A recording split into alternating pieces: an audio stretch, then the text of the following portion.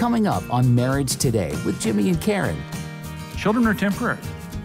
And when you have those children in your home for 18 or 19 years, and in the process, you violate your marriage or you violate your relationship with God because of those children, hey, you've done them no favors whatsoever. Listen, how can your children succeed unless they see you succeed?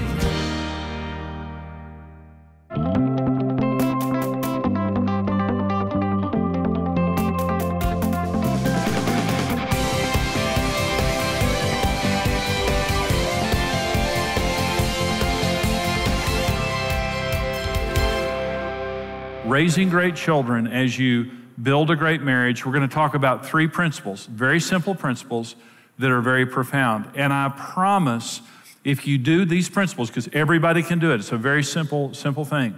These three principles will cause you to succeed.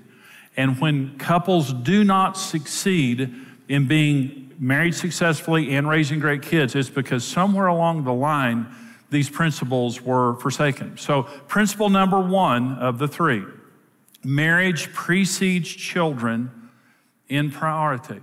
Now, you know, I know that you believe that, but let me tell you about something that's real common. And again, this is innocent and it's right in some ways, but sometimes you'll hear people say, nothing is as important to me as my children.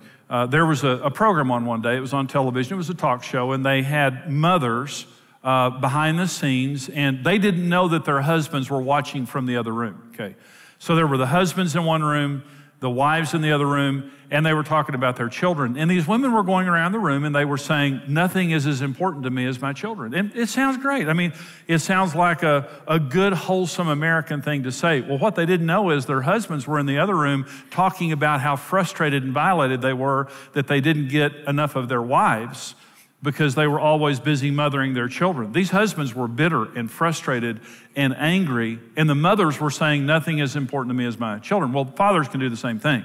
So I'm not picking on women. I'm saying, if you in your heart or in your mind think, nothing is as important to me as my children, you're wrong.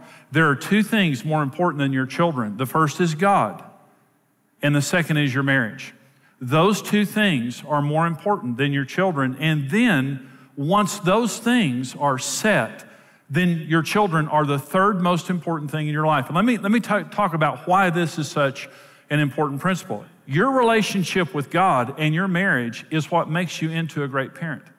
When you wake up every day and you have a relationship with God, God heals you, God fills you, God loves you, God gives you wisdom, God gives you strength, God solves problems that nobody else can solve. God enables us to be parents. Galatians 5 tells us about the fruits of the Holy Spirit. It's love, joy, peace, patience, kindness, goodness, faithfulness, gentleness, and self-control. Those are the 9 relational qualities that make you a great spouse and a great parent, and they come free from God. But we don't have them on our own. We have a very shallow veneer in and of ourselves. But with God's, listen, it's amazing how petty we can be under pressure as people so quickly. But under the power of the Holy Spirit, it is amazing how godly we can be under pressure.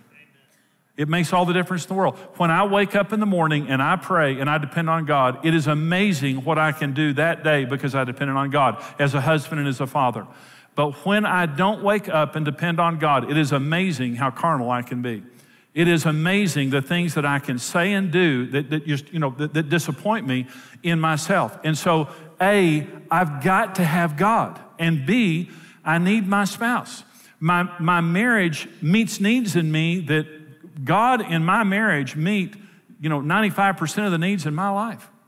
So as a happy person, because I know God, and then because of a happy man, because I know Karen, and we have a great marriage, I'm ready to parent. I'm not overly needy. I've got my needs met. I've got my priorities right. And my children's security comes from that. When your children see you happy, they're happy. When your children see you secure, they're secure. Research finds, children internalize issues. And research finds that if parents are fighting and never say anything, that children can pick up on the tension and their relationship, and they will internalize that and begin to get sick. Even if you're not fighting in front of them. If you're not happy in your relationship, if you're struggling in your relationship, I'm talking about long term because we all have issues from time to time, but if you're struggling in your relationship, your children's security comes from you being secure. You can't be secure in your children. You're secure from God in your marriage, especially God.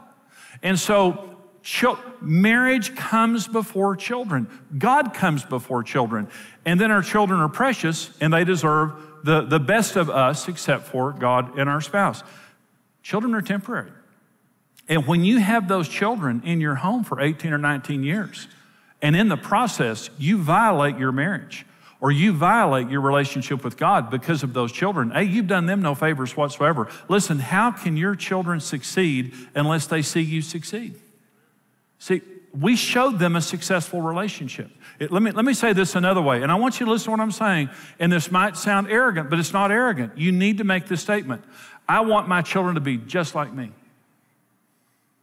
If you don't want your children to be just like you don't understand parenting because it's more caught than taught. Your life speaks louder than your lips. They are studying your priorities. They're studying your attitudes. They're studying the way you resolve conflict. They're studying your values. They're studying your relationship with God and your beliefs in God. They're studying not just what you're saying now. They're studying the way you're living your life. And so here's what I said, Karen and I said related to us. I want my children to be just like me. I want them to have a church just like me. I want them to have a relationship with the Lord just like me. I want them to have a marriage just like me, whatever. But actually, my kids are better than us. Our kids are better than us. I mean, our kids have taken it to the next level. I am so proud of them. They're better parents than we were. And I'm saying, do you want your children to be just like you? Because the way that I'm living my life is empowering them for success, or it's confusing them and giving them something that they're going to have to overcome later in life. And so before parenting, I need a relationship with God that is a humble, dependent relationship with God that I'm allowing Him to work in my life, because every time God does something in my life, it betters my children. And they're going to find their security in that, and they're going to be blessed by that. God comes first, then my marriage, then my children. Marriage precedes children in priority. Number 2 principle is unity is essential. You have to be unified. Jesus said, a house divided against itself can't stand. If you're divided against yourself, your house can't stand. And so in parenting, you always present a united front. These are 4 practices of unity. I'm talking about unity now. Let me just give you 4 points here. Number 1, always present a united front to your children and never let your children divide you. When you're a parent, we're a 2-headed monster. And you'll never deal with one head. We're 2-headed, okay? So they come up and they say, can I go to the movies with my friends? Let me talk to your mother. She won't mind. She said yes. I want to hear it from her lips. Why? Because you lie. And so I'm going to hear it from her. And not in front of you either. Okay. Now, if it's a simple decision, that's fine. But what Karen and I would do is go in our room by ourselves, with our children typically were in bed, and we would sit down, and sometimes we would argue. Because Julie has my personality, Brent has Karen's personality. And so it was easy for me to understand Julie. It was very challenging for Karen to understand Julie at times. It was easy for Karen to understand Brent. It was hard for me to understand Brent, okay? And so we would sit down and talk, and we would represent the kids to each other, always knowing that our marriage was more important than our children. But sometimes we would have to sit there and talk to each other, and I'd say, Karen, you don't understand what Julie's saying. And she said, I know exactly what she's saying. I'm a woman, you're not, I know exactly. I said, no, you don't. Like this. So we would sit there and we'd have those conversations, and at the end of the conversation, we would say, this is what we're gonna do, right? Okay? We would walk out. They didn't know anything about the conversation. The only thing they knew is mom and dad was a 2-headed monster. You're gonna get both of us, and we're both saying exactly the same thing, not this. Well, I'd let you go, but your mother won't.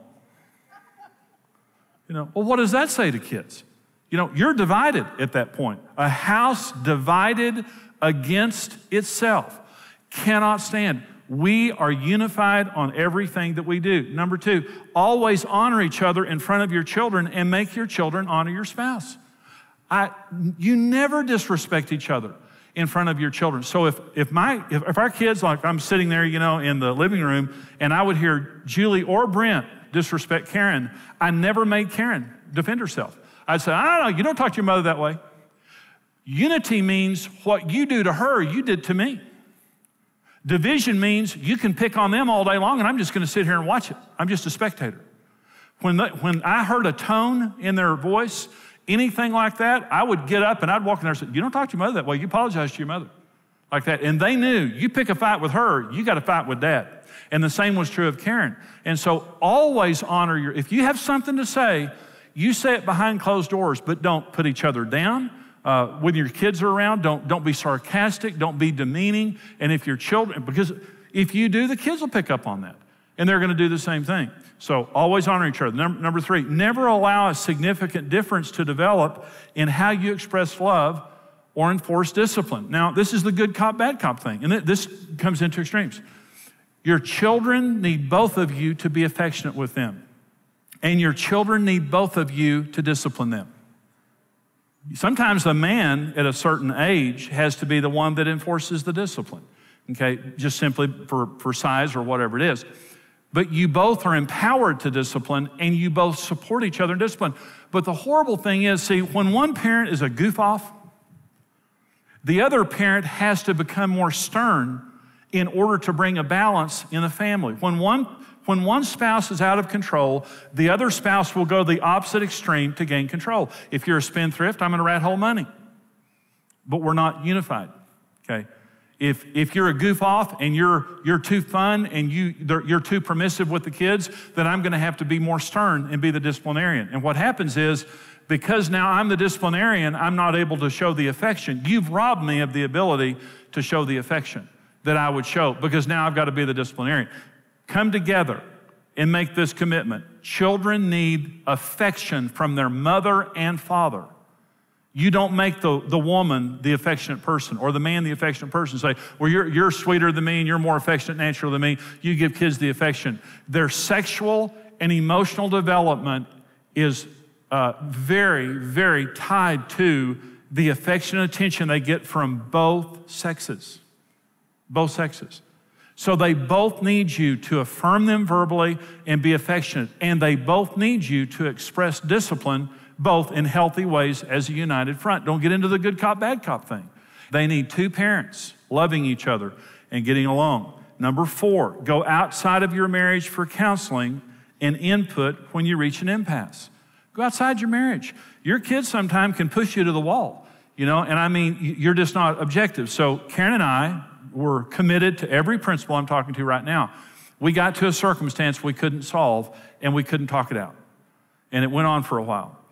And we had a disagreement about one of our kids. And our kids were great kids. But, the kids challenge you. And we had a circumstance that came up that I had an opinion on and she had an opinion on. And it happened every day. It wasn't like one of those things that comes up every 6 months. It was everyday event within our family. And so we were challenged on this. So I was a pastor. And I told Karen one day, I said, pick who you want to go to, and we'll go to them, and I'll submit to whatever they say. And she said, well, who do you feel comfortable with? So we talked about who we felt comfortable with, and it was a pastor. And it was a woman. And so we walked into this woman's office that we both respected, and here's what I said. Now, we're not here just to get your advice. We're here to submit to your counsel. We have an impasse in our family, and there's something going on with one of our children that we cannot solve. So we're not going to argue with you. We're going to tell you what's happening, and whatever you say is going to be God's voice to us. We've already decided that, okay? So she said, well, tell me what's happening. So Karen gave her side, and I gave my side. And she said, Jimmy, you're wrong. I was wrong. Karen was right. Karen contended with me on that issue, but I couldn't see it. I was too emotionally involved, and I was strongly opinionated, and I just couldn't see it. Let me say, thank God for that woman that counseled us. Thank God. And thank God that I walked in there submitted and not arguing, because she took Karen's side. But it wasn't Karen's side, it was God's side, because Karen was right. So when you reach an impasse, don't let it destroy your marriage. Don't let it take you out. Everybody comes to those points. Everyone's going to come to times in your marriage, and as parents, you can't solve the problem on your own. And here's what we taught our children. Getting help is not a sign of weakness, it's a sign of wisdom. Wise people get help. Rich people have financial counselors all around them. People going broke won't even read a book on money. People who are successful parents are in seminars just like this. But people whose kids are falling apart and they don't have any hope, they won't take any advice. So you have a teachable spirit, you get help, and it's just part of the mindset of success. There's one other thing, real quickly. This is the third principle. Marriage precedes the priority of children, which is very critical, okay? And so unity is essential. We have to be a united front. Doesn't mean we don't disagree, but we don't disagree in front of the kids. We're a team here. Number 3, parenting takes faith. It takes faith. You've got to be faith-filled to parent, especially in the days that we're living in. Now, let's listen to Scripture, and I know you've heard this before. Proverbs 22:6. Train up a child in the way that he should go, and when he is old, he will not depart from it. Okay? Train him up. Now, training doesn't mean talking. Training means showing. It includes telling, but it means living in front of. I'm going to train you how to, sit there and watch me. I'm going to train you how to do this. That's training. Sit there and watch me. I'm going to do it, and I'm going to talk to you, but I'm going to show you how to do it. Okay? Talking is teaching. It's not training. Train your children up. Show them how to live successfully, and when they become mature, they'll return to what you showed them. Doesn't mean you won't have challenges, and it doesn't mean there won't be some difficult moments in the meantime, but if you train them up, you have to have faith that if you do the right thing in front of them, they'll return to that one day. Well, I hope this teaching today was a blessing to you. You know, this teaching today is part of a fuller seminar that I do called Marriage on the Rock. And Marriage on the Rock is a 10-part seminar. And in that seminar, we just talk about the foundational issues of marriage that saved our marriage, literally. When Karen and I were on the brink of divorce, this is the information that saved our marriage. And so we want to get this information into your hands. What you saw today is just a very small part of the full seminar. First of all, for your gift of any amount right now to support the ministry and mission of Marriage Today, we want to send you the CD single called The Most Important Issue in Marriage. And it is the most important issue in marriage. We'll send it to you right away for your gift of any amount. For your gift of $50 or more, we want to send you the full CD seminar, 10-part seminar, Marriage on the Rock, plus the Marriage on the Rock book. For your gift of $110 or more, we'll send you the full seminar on DVD, plus the Marriage on the Rock book, plus our book, Happy, Happy Love. And Happy, Happy Love is just a fun book. It's a very romantic book. Put the spice back into your relationship, kind of the passion and intimacy. Maybe if you've lost some of that, it'll just help you to get it back. All of these resources are marriage-saving, marriage-building resources. We want to get this to you to help you, to bless you. Maybe even if you're single or divorced, get these and prepare for your next marriage. But we want to get these into your hands. Here's how you can get them. Marriage on the Rock, the best-selling book and series, is the essential resource to having the marriage of your dreams. Through this power-packed series, marriage expert Jimmy Evans will show you how to deal with real-life challenges and offer easy-to-understand solutions that will transform your relationship. Jimmy will address all the major issues a couple will encounter, like communication, finances, sex, kids, his and her needs, blended families, and much more. For your gift of any amount, you'll receive the CD single, The Most Important Issue in Marriage. For your gift of $50 or more, we'll send you the Marriage on the Rock book and CD series. For your gift of $110 or more, you'll receive the book and DVD series, plus the Passion Reigniting Happy, Happy Love book. Discover God's design for your dream marriage. Whether you've been married for years or just preparing for the journey, experience Marriage on the Rock today.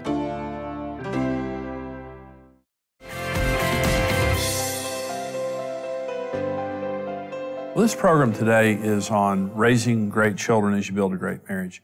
And the important thing, Karen, is that you do both. Yeah. You know, you can have a great marriage and not raise great children. You can have wonderful children, and then when they leave home, your marriage falls apart. And so you want to have both, and you can have both. We had both. And so we have some questions from some of our viewers and that they've written in concerning children, and we want to answer some of these questions. Karen, I think That's right. Jimmy, in this age of smartphones, social media, and even virtual reality, how do you help your kids use technology wisely and yet not become addicted? You have to limit your children's use of technology. And we have 5 grandchildren. Every single one of them can use technology, including our 3-year-old grandson. And you literally have to say to the kids, you can only use this for a certain amount of time. And you can't get it connected to the internet. See, once your children can get connected to the internet, it is a very, very dangerous thing. And they're smarter than you think. They're smarter than you think, and unless you're standing there with them, over 50% of parents say they're too busy to monitor their children's internet activities. Let me just tell you something. The internet is an extremely dangerous place where your child can see and hear things that are unthinkable. And they're tempted to see those things. And their friends many times are seeing those things. So cell phones and computers and all kinds of technology. Our little granddaughter one day was on a game on an iPad, and some guy was talking to her on there. We didn't even know, and she was sitting there right there with us, and we didn't even know that she was on the internet, and she didn't either. But this game just immediately connected her to the internet. You've got to attend your children, and you've got to say to them, no technology, we're going to go outside and play. No technology, we're going to be together as a family. Well, there's plenty of parent control because, with technology, there's a lot of parents have pushed for safer, so check those out. There's plenty of things that you can put on your computer, on their iPads, whatever they're using, that protects them too. But it's tempting sometimes to let technology raise your kids. Oh, yeah. And let them sit in front of TVs and movies, but it's bad for those kids. They need time with you. They need exercise. They need exercise. And technology, it's proven that when you have too much technology, it makes you depressed. It makes you unhealthy. It does all kinds of bad things to us. So parents have to train their children, and we have to stay connected technologically with what's going on because it's greatly impacting our kids. That's good. Okay. Let me read you this question, for this is for you. My kids are greatly influenced by other children's language, attitudes, and interests. We try to set a good example, but our children frequently repeat what they see and hear. This is such a common thing. I mean, there's no such thing. I don't care how old your children are, the reason I'm saying this is because we were just talking to our son who's 40, and you and I, we were very strong in how we, who they ran around with, who their friends were. We had them in Christian school, and he's telling us stories that happened when he was young. I had no idea. Yeah. It was just like, so-and-so. We would have killed him. Oh, no. So-and-so, they showed us this. So-and-so did this. I'm like, what? And, we thought we knew the families. So I'm just saying, you really have to be careful, but don't be legalistic. Yeah. The worst thing you can do is be legalistic with your children because it's going to produce rebellion. Be relational and just sit down and talk to them and just say, let's have open communication. If you see and hear these things, be sure and tell us. You won't be punished, but let us know. Yeah. And then, sometimes it's just better to have the kids in your own home. If they're going to have friends, let those friends come to your house. If you don't know those kids, if you don't make know sure their they're family, in your house. It's just best. And 1 Corinthians 15:33 says, do not be deceived. Bad company corrupts good morals. So we need to do everything we can, like you said, Karen. Make sure that you know the kids that your kids are with and their families. And if you don't, make sure they're in your home, not their home. But we did. Our kids told us stories like that when they grew older, and they knew that we couldn't punish them. They told us stories, but we were very careful parents. And the other thing is kids today are being bullied like never before. It doesn't matter how much the media talks about how wrong it is. They're still being bullied. It doesn't matter what ages they are, they're being bullied. And so there's always that one bully in the classroom that's going to cause trouble. And, there's just so much, you need to look for attitudes in your children that you're thinking, okay, something's happening in school that's producing an attitude that's not good. Yeah, you can tell your child's behavior is going to tell you about the kids that are around. But at the same time, it's a learning curve. It's a learning process because you can't go in and tell the teachers, these are who I want my kids to be with, because that's not going to happen. Yeah. But you can train your children. These are the signs to look for. Do not let them, influence you. You be the influencer and be kind, but yet come to us and let us know these things. Yeah, and help them through that. That's really good. Well, thank you for joining us today. We're so glad that you joined us for Marriage Today. Thank you, all of our partners. our monthly partners who help us to take this ministry around the world. If you're not a partner, we're going to give you some information right now about how you can become a partner. God bless you.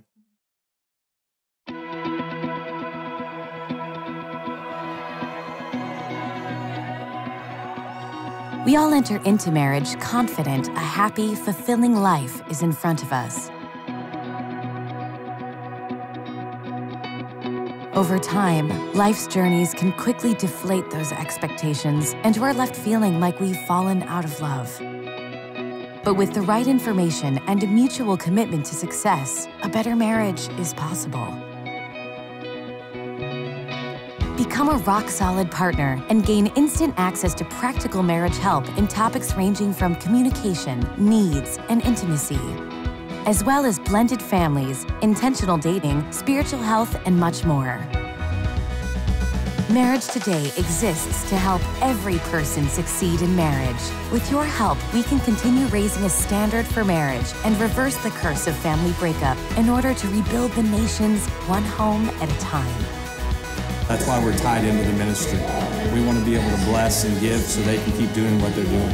There's just millions of marriages that need help, and if this is a way we can help facilitate that, then that's a great way to spend some money. We love Jimmy and Karen, and we love just learning more about how to be a better couple and how to help other couples like they do. Become a rock-solid partner with the ministry and mission of Marriage Today. Thank you for watching Marriage Today with Jimmy and Karen.